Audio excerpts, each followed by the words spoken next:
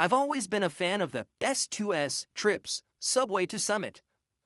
Being a grad student in DC, you get used to the noise and the constant crowd, so having the Appalachian Trail just a short drive or train ride away is a lifesaver. In July of 2023, I decided to head out to Shenandoah National Park for a quick Tuesday night solo trip. I had just finished my midterms and I just needed to hear something other than sirens and hum of the city. I secured a backcountry permit, parked near Skyland, and hiked about 3 miles in. I found a spot that felt right, about 200 yards off the main trail, nestled between two massive, sturdy oaks.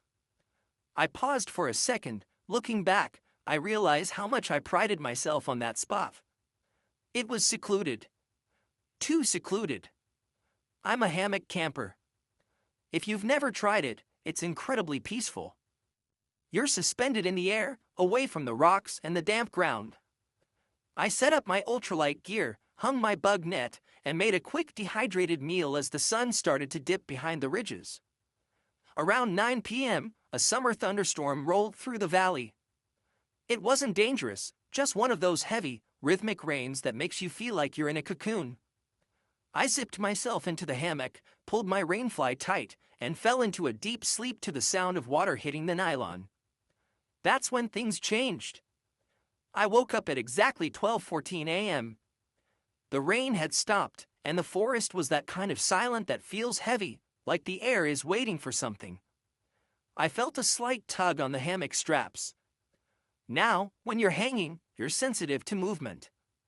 If the wind blows the trees, you sway. If a branch falls, you feel the vibration. I stayed perfectly still, staring at the dark mesh of the bug net inches from my face. I told myself it was just the oak settling after the rain. Wood expands when it's wet. It's a normal sound. I closed my eyes and tried to slow my heart rate. Then, I felt the vibration. It wasn't a swaying motion. It was a rhythmic pulsing coming from directly beneath me. It felt warm. I paused, trying to wrap my head around what I was feeling. Imagine lying in a hammock, and someone takes their hand and gently presses it against the bottom of the fabric, right under your lower back. That's what it felt like. A steady, firm pressure. My first thought was a bear. Or maybe a stray dog from a nearby farm. It's not uncommon for animals to seek shelter under a hiker's rainfly when it pours. I sat up slightly, the nylon creaking, and the pressure underneath me shifted in response. I whispered, "Get out of here," hoping the sound of a human voice would spook whatever it was. The pressure didn't go away. Instead, it intensified. It felt like something heavy was now leaning entirely against the underside of the hammock, using my body heat. That's when I realized the breathing I was hearing wasn't my own.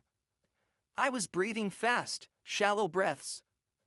But from 6 inches below my spine, I heard a long, slow, ragged exhale. It was perfectly timed to follow mine, a half-second delay. Like an echo. I couldn't stay in that cocoon anymore. I had to know. I reached my right hand out of my sleeping bag and pressed it firmly against the floor of the hammock, right where the warmth was strongest. I didn't feel fur. I didn't feel the cold, wet ground. My fingers pressed into the distinct, crinkly texture of a synthetic rain jacket. And as soon as I made contact, the person underneath the hammock pressed their hand back up against mine through the fabric. They didn't move. They didn't run. They just held their hand there, mimicking the pressure of my palm. I sat there, frozen. My hand was still pressed against the nylon, and that person's hand was still pressing back from the other side. I couldn't move. I literally couldn't even draw a full breath. The silence was the worst part. Usually, if you stumble upon a person in the woods at night, there's an awkward apology or someone runs. But this person was just waiting. They were perfectly comfortable being 6 inches away from me in the middle of a pitch-black forest. I slowly pulled my hand back. I could feel the cold sweat breaking out across my neck. I didn't want to turn on my headlamp. I had this terrifying thought that if I turned on the light, I'd see their silhouette through the thin, tan fabric of the hammock, or worse, I'd see a face pressed against the mesh. I fumbled for the zipper of the bug net. My hands were shaking so badly I couldn't get a grip on the small metal tab. That's when I heard it, a faint, metallic click. It was the sound of a buckle, the chest strap on a backpack, being slowly unclipped right under my head. They were getting ready to move. I didn't wait. I didn't grab my boots. I didn't even grab my phone. I threw myself sideways, basically rolling out of the hammock in one desperate motion. I hit the wet, muddy ground hard, skinning my elbows, and I just bolted. I didn't look back to see who was standing there. I didn't want to see them. I ran toward the trailhead in my wool socks, sliding over wet roots and slamming into branches I couldn't see. My mind was just screaming one thing over and over: they were under me the whole time. They were under me the whole time. I reached my car about 20 minutes later. My feet were bleeding, and I was hyperventilating so hard I almost passed out. I threw the car into drive and didn't stop until I was under the bright, fluorescent lights of a 24-hour gas station 30 miles away.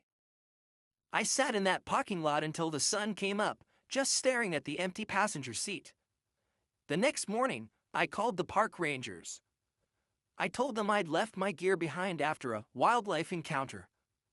I was too embarrassed and too scared to tell them what actually happened. When I went back with a ranger to retrieve my stuff, the campsite looked undisturbed from a distance.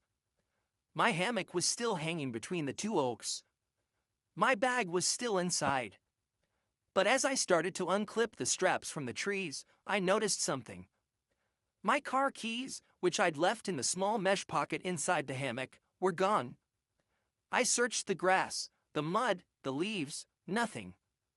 I figured I must have dropped them during my panicked run. I had to use my spare set to get home. 3 days later, I was sitting in my apartment in D.C., trying to convince myself I had just hallucinated the whole thing. The stress of grad school, the darkness, the rain, maybe my mind had just played a trick on me. I heard the mail slot in my front door clatter. I went over and looked at the floor. There, sitting on the rug, was a small, mud-stained Ziploc bag. Inside were my car keys. And the small, handwritten scrap of paper that simply said, "You breathe louder when you're awake." I paused for a long time after reading that. I haven't been back to Shenandoah since.